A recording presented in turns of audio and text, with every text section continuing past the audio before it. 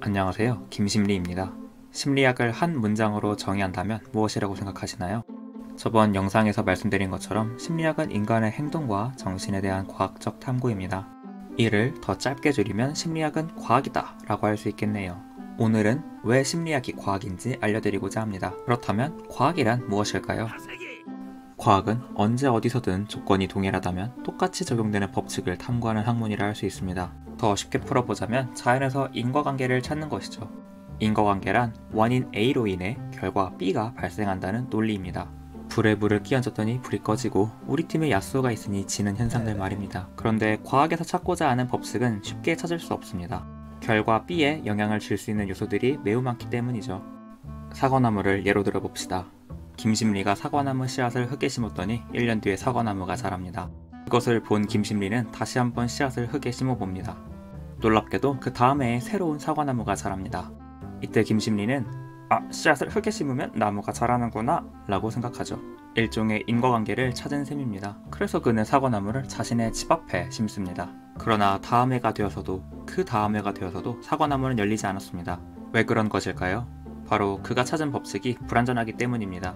원인은 그가 고려하지 못한 여러 요소들에 있습니다. 일조량, 강수량, 혹은 흙 속에 필요한 영양 성분들 등이죠. 다시 말해 결과에 영향을 주는 요인들을 통제하지 못한 것입니다. 그래서 과학자들은 실험실을 만들고 그 안에서 실험을 진행합니다. 결과에 영향을 줄 수 있는 것들을 통제시킨 후에 원인이 결과를 만드는지 보는 것이죠. 심리학도 원리가 같습니다. 실험실을 만들고 결과를 오염시킬 수 있는 요소들을 통제합니다. 그리고 그 안에서 인간의 행동과 마음에 대한 법칙을 찾는 것입니다.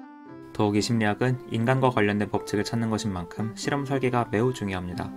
사소한 변수 하나에도 결과가 바뀔 수 있기 때문이죠. 상상해보세요.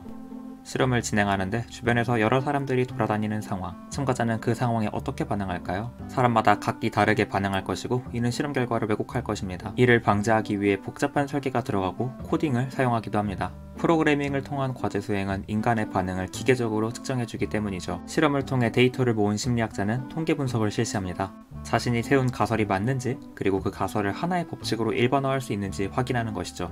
만약 데이터를 올바르게 모았다면 심리학자는 논문을 쓸 것이고 동료들의 평가를 받게 됩니다. 이 모든 과정을 통과하면 비로소 하나의 인과관계를 찾았다고 할 수 있습니다. 즉, 과학적 탐구의 완성입니다. 물론 완벽하진 않지만요. 김심리 학생도 위 과정을 통과해야만 졸업을 할 수 있습니다.